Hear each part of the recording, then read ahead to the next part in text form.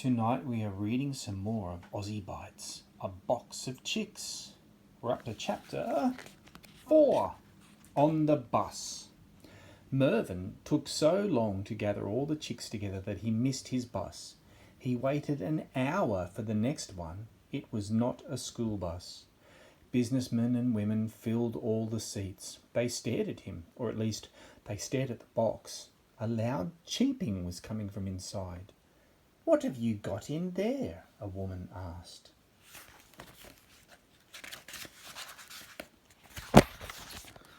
When he told her, her face beamed. "Oh, how lovely," she said. "Can I have a look?" One part of Melvyn thought the chicks had caused enough trouble already. Another part of him wanted to show them off. He opened the flaps of the cardboard box. The woman looked in. "Aren't they cute?"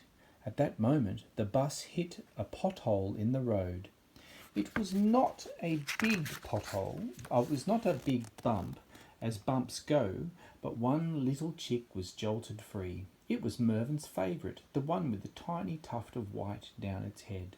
The chick did a somersault in the air and landed on a man's shoulder. Melvyn tried to grab it, but unfortunately the chick was frightened. It made a mess on the man's coat. "Oh, disgusting!" the man cried and brushed the chick from his shoulder with a flick of his hand. "Where's it gone?" Melvyn asked, worried. "Under the seats," came the reply. A few seconds later, a shout from the woman 3 rows ahead meant the chick had travelled that far. Melvyn hurried up the aisle and dived down to the floor. The woman didn't take kindly to a chicken around her ankles. Now there was a boy around her ankles as well. It was too late anyway. The chick darted forward again. This time the shout didn't come from a passenger. The chick had found its way onto the driver's knee. "What the heck is this?" bellowed the driver. He stared down at the chick in his lap. To do this, he had to take his eyes off the road. A woman screamed, "Watch out!" The driver looked up just in time. He was heading for a lamppost on the side of the road. He slammed on the brakes. People were thrown forward in their seats, but luckily no one was hurt. Melvyn grabbed the chick before it could scramble away again. "Get that chicken off my bus," the driver roared. "But I've got a whole box of them," Melvyn tried to tell him. The bus driver didn't seem to think baby chickens were cute. "They nearly caused an accident. Now either you get rid of that box or you get out and walk." "I can't leave them on the side of the road," Melvyn told him firmly. The driver wouldn't change his mind, so Melvyn dropped the chick back in among the others, closed the lid, and marched off the bus. Chapter 5, Mrs. Cockroach. Melvyn was still a long way from home. The box of chickens wasn't heavy, but he had his school bag on his back and it was weighed down with homework. His legs were weary by the time he turned into his street. A row of imposing houses gazed down at him. They were all perfectly tidy, with their paths swept and their hedges trimmed, all except Mrs. Roach's house. Hers was rather small and almost lost among the overgrown trees and tumble-down fence. As Melvyn reached her house, the lady herself stepped through the front gate.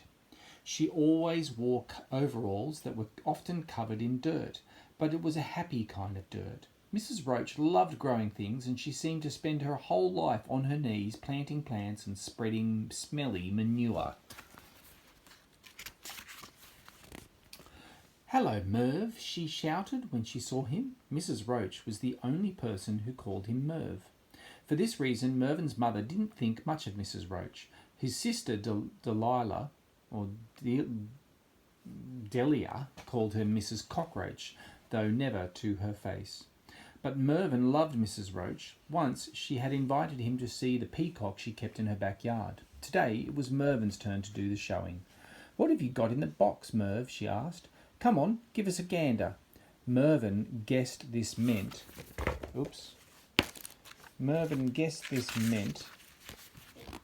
she wanted a look. He opened the box proudly. Mrs. Roach rewarded him with a broad smile. "Aren't they beautiful?"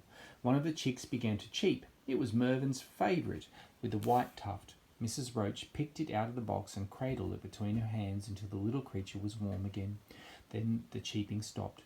Melvyn was impressed. How did you know what to do? Mrs. Roach smiled and winked at him without a word. Got to go, she said. Take good care of those chickens. Mervyn had been through a lot that afternoon. He had talked Marty into giving away the chicks. He had collected the chickens from his friends that his friends didn't want. He had walked home rather than abandon them. But now he was home and he couldn't wait to see the look of his mother's face when he showed her the box of chicks. Mrs. Kermold meets the chickens. Chapter 6. Where have you been, Mervyn? I was so worried, said Mrs. Kermold when he arrived. He held the box up for her to see. The driver wouldn't let me carry this on the bus. How awful! I'll ring the bus company and complain. No, Mum, it doesn't matter, Mervyn insisted. Look what's inside. The excitement in his voice brought Delia from the bedroom upstairs. What's in the box? She cried as she hurried down the stairs. Delia was 3 years older than Mervyn and rather tall. Normally, she didn't take much notice of her brother, but she suspected that the box held something special. Perhaps it was a present. She reached Mervyn and her mother just as the flaps were turned back. Mrs. Kermold looked inside. Delia looked inside. Neither said a word. Oh.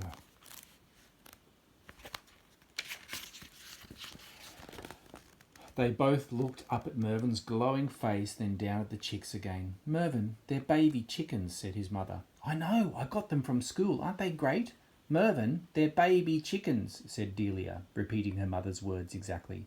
It was the first sign to Mervyn that maybe his mother and his sister were not as excited as he was about the chicks. I was so lucky to get them. Watch. He placed the box on the floor. All of the chicks were chirping loudly now. He picked one up and held his hands around it until the noise stopped. Here, he said, handing the chick to Delia. She held it away from her body as though he had passed her a porcupine. Mervyn didn't notice. He carefully picked up another chick and gave it to his mother. She held it as though it was a skunk. What do you think? Mervyn asked. Delia screamed. Something had dripped through her fingers onto the carpet. Oh no. Oh, sorry, they do that sometimes, said Mervyn calmly. Mrs. Kermold stood staring at the pale spots on the carpet. A horrible thought came to her. If Delia's chick could make a mess like this, then, oh no, she felt a warm wetness in her hands. It was too late. Chapter 7. What to do with a box of chicks. Mrs. Kermold dropped the chick, but before it could escape, Mervyn scooped it up. He knew now that his mother didn't share his enthusiasm. In fact, her face was as sour as a sucked lemon. Delia, said Mrs. Kermold, get a cloth and clean up this mess. Me? Cried Delia. Why didn't bring the horrible things home? But when she saw her mother's face, she hurried off to the kitchen. Mrs. Kermold turned that terrible glare on her son. Mess, mess, disgusting mess. Her eyes seemed to say, what were you thinking, Mervyn? To bring home so many? Just what do you expect us to do with them? Keep them, of course, he answered firmly. Keep them? But where? In your bedroom? Actually, Mervyn had planned to keep them in his bedroom, but the chicks did have a habit of leaving little messes around the place. What if they got into his bed? In the backyard, he said. There's plenty of room. His mother's eyebrows shot up so quickly they nearly flew off the top of her head. I will ring the school, she told him. They must come and take these chickens away. No, Mervyn protested, but he didn't have to worry. When his mother called the school, there was no answer. It was closed until Monday. What Mervyn should have worried about was Delia's cat. Its name was Mittens, and it was the only animal in the world that didn't like Mervyn. Mervyn didn't particularly like Mittens either. He liked him even less when he found the cat sniffing around. Get away from there, he called. He picked up the box and held it high. Mittens gazed upwards with a look that seemed to say, you can't hold them up there forever. He was right. The boy's arms were tired already. Mervyn managed to keep Mittens away from the box until his father came home. They sat around the dinner table discussing what they would do with the chickens. Mervyn must take them to school on Monday, said his mum. Until then, we are stuck with them. Why don't we feed them to Mittens, suggested Delia.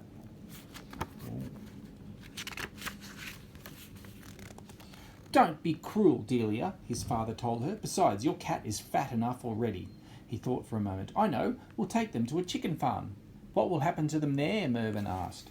Oh, they will be well cared for, his father assured him. Melvyn still wished he could keep the chicks in the backyard, but if this was impossible, a farm would be the best place for them. Yes, a farm, said Delia brightly. They'll have a lovely time. Melvyn didn't like the way his sister said this. What do you mean? Nothing, really. They will be well fed, you can count on that. Melvyn was glad to hear they would have plenty to eat, but he still didn't like the smirk on his sister's face. The smirk grew wider, teasing him. Then one day, said Delia, your chickens will get nice and cosy with some lettuce, a slice of tomato and a bread roll. Lettuce, bread rolls, cosy. What was his sister talking about? You might even meet one of them again on your bread roll. Now Melvyn understood. Eaten? You mean my chickens will get eaten? He looked at his father, who blushed. He looked at his mother, who shrugged her shoulders. He looked at his sister. Delia was smiling wickedly and licking her lips.